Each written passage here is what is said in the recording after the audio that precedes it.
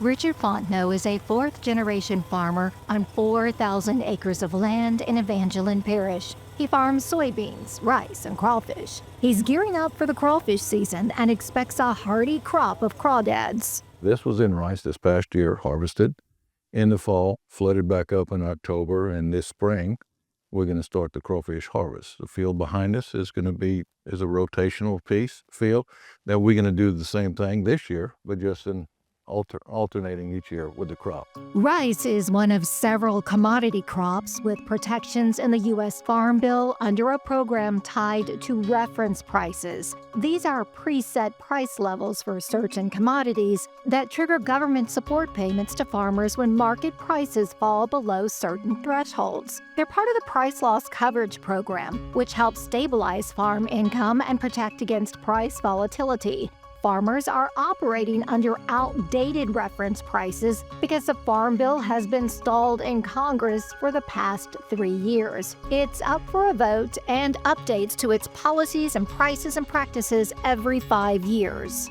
The farmers are feeling the pinch because all the inputs have went up, but the price they receive has not. What happens if that farmer cannot cash flow, then he's got to end up either just shutting the farm down or selling the farm. And then who buys it and what happens after that? Congress passed the most recent Farm Bill in 2018. The omnibus legislation covers broad topic areas called titles. Agriculture relies on the first title of the Farm Bill. There's 11 titles in total, but the one that it all started with was price support, not direct payments, not just mailbox money, but this is a floor, an investment in our food security to make sure that if things out of the farmer's control, whether it be market conditions, worldwide markets, weather, just natural disasters that farmers don't have control over. They have some government backing, and that helps keep all of our food and shelter and fiber, all those necessities at more of a stable price. Louisiana agriculture has a lot at stake with the Farm Bill as one of the nation's largest producers of cotton, sugarcane, rice, sweet potatoes, and pecans. The state is also a major producer of soybean and corn. That's the disadvantage we're faced in the fact that we have a Farm Bill, the safety net, if you will, that doesn't have true reflections of cost of operations and dynamics that we battle here in agriculture. So the safety net component of it needs some work, and we're hoping that Congress can look at revamping that in the year to come. Has it presented any financial challenges for you personally? When we sit down with our lenders each year and we do a cash flow projection and we use the safety net in our dynamics of financial planning and our risk management, if you will, the Farm Bill is an integral part of that, and the fact that the Farm Bill is not available, it's not actuarially sound, our lending institutions are a little more reluctant giving us that crop loan to put a crop in. And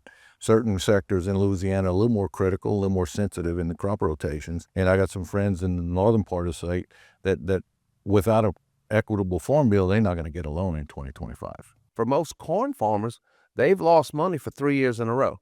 And the bankers are saying, look, this is your last shot. You've got to get back into profitability or else no more farm loans. We're concerned that this year they may not have profitability. The first Farm Bill was passed in 1933 when farmers nationwide asked the federal government for support to sustain farming and for protection from foreign markets. Farm Bureau serves as the collective voice and advocate for farmers and is working with lawmakers to update the Farm Bill and get it passed in the 119th Congress. We'd like to see increases in reference prices in those programs.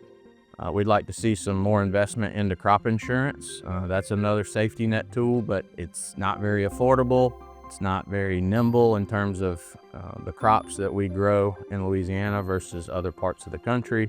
The biggest piece I think is important, even more so now under the Trump administration and what they're doing with tariffs and trade. We have to get back to helping the price side as well, that world market price for these commodities. And the only way to do that is invest in trade and trade relationships and promoting American farm products worldwide. So we'd like to see some investment in some programs there. We have a lot of forestry in parts of the state, but we also have a lot of grain in the northeast part. And you get to my area, we have rice, crawfish, and other commodities. But at the end of the day, we all rule Louisiana, and we all rely on trade We all rely on selling goods, growing goods, selling them at the end of the day. The Farm Bill helps mediate that unbalanced trade practice that you hear different folks talking about, and the fact that I can't freely take my rice that I grow and sell it anywhere. I have some trade barriers in place due to government regulation, and the Farm Bill helps offset that and kind of balance and negotiate those prices so we're treated fairly across the board.